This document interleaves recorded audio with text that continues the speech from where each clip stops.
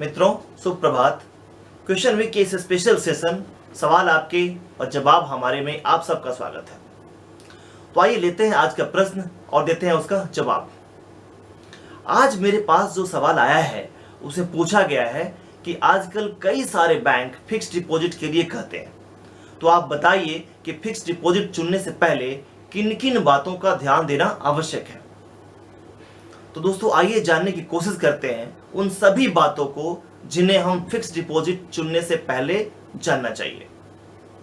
मित्रों, भारत में आज भी एफडी सबसे लोकप्रिय बचत और निवेश का विकल्प समझा जाता है। ये सबसे अच्छा सेविंग्स और इन्वेस्टमेंट का ऑप्शन है। आजकल देश में भारी संख्या में लोग रिटायरमेंट के बाद की जरूरतों के लिए एफडी से प्राप्त ब्याज की आय पर ही निर्भर करते हैं। अधिक रिटर्न और कम जोखिम वाला निवेश विकल्प होने के कारण लोग एफडी निवेश करना ज़्यादा पसंद करते हैं। अगर आप अपने बड़े वित्तीय लक्ष्यों को पूरा करने के लिए या इमरजेंसी फंड तैयार करने के लिए कोई निवेश करना चाहते हैं तो एफडी आपके लिए एक बेहतर निवेश विकल्प हो सकता है। और इस तरह अगर आप अपने निवेश से बेहतर रिटर्न प्राप्त करना चाहते हैं तो आपको बेहतर एफडी स्कीम में निवेश करने की जरूरत होती है। बेहतर स्कीम वह होती है जो ग्राहक द्वारा चयनित समयावधि के लिए उसे सबसे अधिक ब्याज दर प्रदान करे, साथ ही वह सुरक्षित भी हो। तो आइए जानने की कोशिश करते हैं उन सारी बातों को मेरे द्वारा बताए गए इस 8 पॉइंट में जो आपको एक एफडी खोलने के पहले जानना चाहिए। Point number 1, facility of opening FD. ये ऑनलाइन और ऑफलाइन एफडी ओपनिंग हो सकती है। एफडी ओपन करने के लिए 2 तरीके आप अपना सकते हैं। एक, आप एफडी खोलने के लिए उस बैंक या इंस्टीट्यूशन के ब्रांच में जाइए, फॉर्म भरिए जहां आप एफडी खोलना चाहते हैं, या फिर आप अपना एफडी ऑनलाइन भी खोल सकते हैं। Means you can go to a branch to open a fixed deposit account और you can do the same online. Banks offer both the facilities. दूसरा पॉइंट इंटरेस्ट का है, ब्याज दर का। Friends, you deposit money as FD because you want to earn interest. The rate of interest is extremely important for depositors.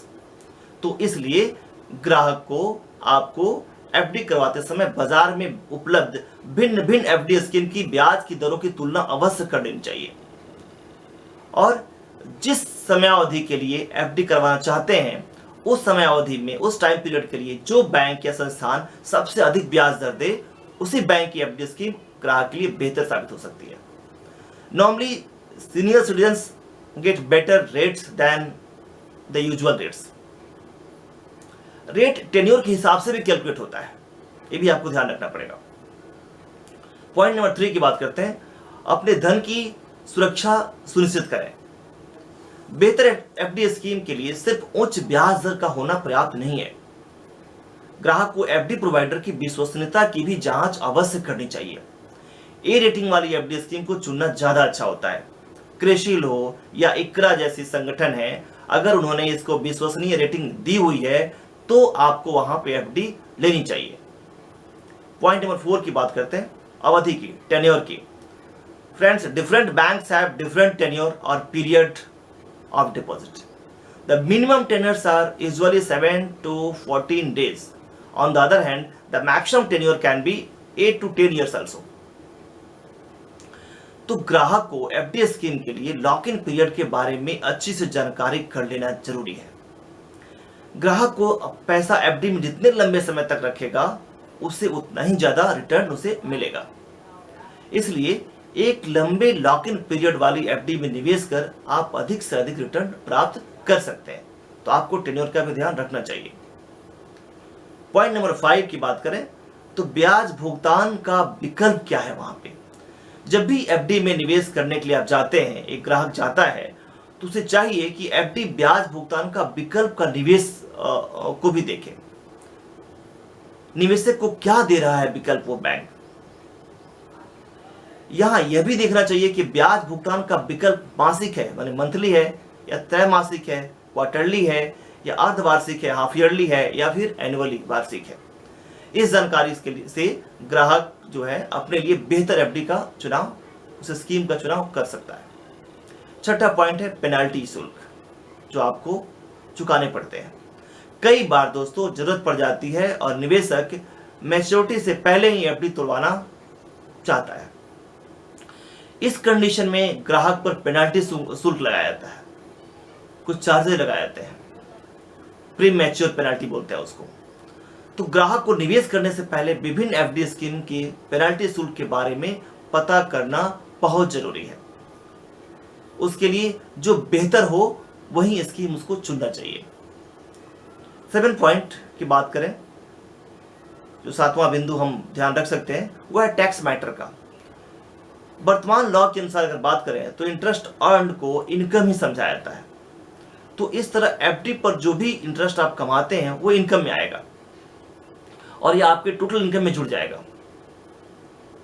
दोस्तों याद रखें, FD से tax benefit भी ले सकते हैं। अगर आपने टैक्स सेविंग एफडी खोला है तो आप maximum 1.5 lakh under section 80C में डिपॉजिट कर सकते हैं।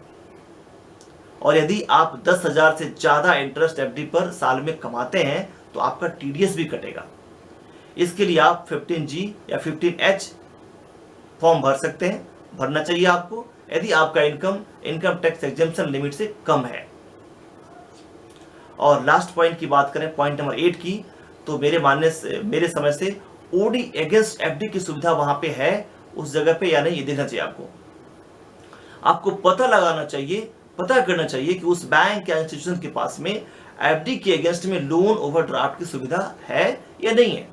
क्योंकि कई बार आपको पैसे की जरूरत पड़ सकती है, जैसे कोरोना काल है, आपको पैसा चाहिए, वहां से आप एफडी तोड़ना नहीं चाहते हैं क्योंकि प्री मैच्योर एफडी है।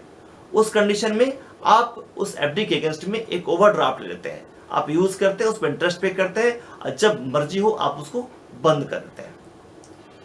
तो ये आपके लिए फायदेमंद होगा। दोस्तों ये था आप आज के सवाल का जवाब। उम्मीद है कि आप सबको अच्छा लगा होगा।